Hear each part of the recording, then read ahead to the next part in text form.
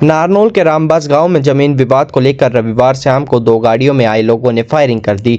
गोली चलने की सूचना मिलने पर गांव में पुलिस पहुंची, जिसके बाद पुलिस ने ग्रामीणों के बयान लिए। मौके का डीएसपी ने भी निरीक्षण किया।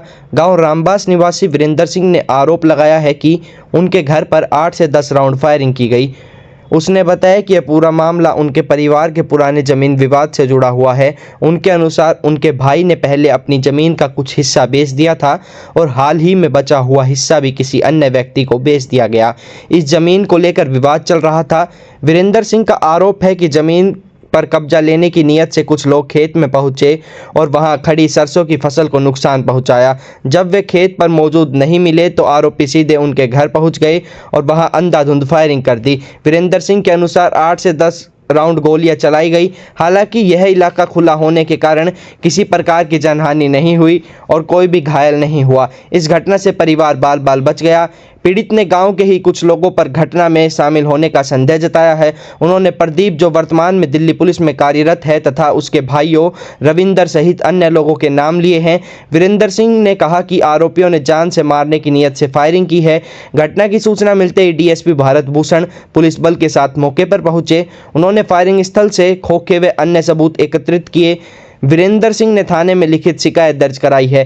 पुलिस अधिकारियों का कहना है कि मामले की गंभीरता से जांच की जा रही है और दोषियों के खिलाफ सख्त कार्रवाई की जाएगी। वीरेंद्र सिंह ने अपनी और अपने परिवार की सुरक्षा की मांग की है। उन्होंने बताया कि उनका एक ही बेटा है जो वर्तमान में भारतीय सेना में सेवारत है।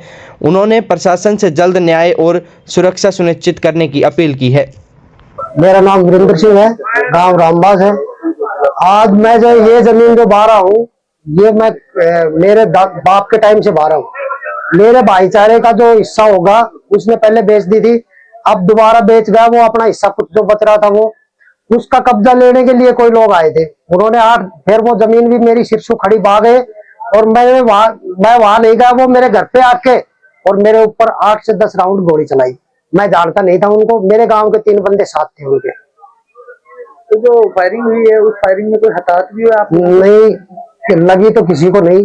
यहाँ क्योंकि खुला सा इलाका है, मैं बाहर रहता हूँ गाँव से। मौका मुआयने पे पुलिस आई, पुलिस क्या कर रही है? पुलिस जी वो गोली वाली दबा रखी है, बस वो देख रहे हैं, पता नहीं क्या कर रही है। आपको किसी पे शक है? मेरे को गांव के लोगों पे शक है जी, साथ है उनके इन्वॉल्व। नाम बता सकते हैं? हाँ जी। शिकायत दी है आपने पुलिस में? पुलिस में शिकायत अब दी है जी, गोली चलने के बाद। कौन कौन लोग? इसमें एक जी प्रदीप है नाम का लड़का जो दिल्ली पुलिस में कार्यरत है, उसका भाई है बड़ा, एक रविंदर है। ये तीनों लड़के हैं। ये मेरे अंकल के लड़के को पकड़ के भी कह चुके हैं कि वो जमीन तू खरीद ले, तेरे को हम दिलवा देंगे। हमारी जमीन हमारे को ही बेच रहे थे 6 महीने पहले। जमीनी विवाद है? हाँ, ये जमीन का विवाद है, लेकिन ये जमीन हमारी वाली जमीन ही कब्जा रहे। इन्होंने 10 लाख रुपए में ले ली उससे। वो थोड़ा भोला आदमी है, मेरे अंकल का लड़का था, उसको पता नहीं कहाँ ले गए ये। जिस दिन से वो यहाँ गांव में भी नहीं है, जमीन बेचने के बाद पता नहीं वो कहाँ रहता है कहाँ नहीं, हमें नहीं पता उसका। पुलिस प्रशासन मौके पे है, आप मदद की गुहार लगा रहे, क्या कहेंगे? हम तो सर यही कहेंगे कि हमें मदद मिलनी चाहिए, आगे भी सेफ्टी मिलनी चाहिए। मैं तो गांव से बाहर रहता हूँ और मेरे साथ ऐसा हादसा न हो। मेरा एक ही लड़का है, वो फौज में आर्मी में कार्यरत है।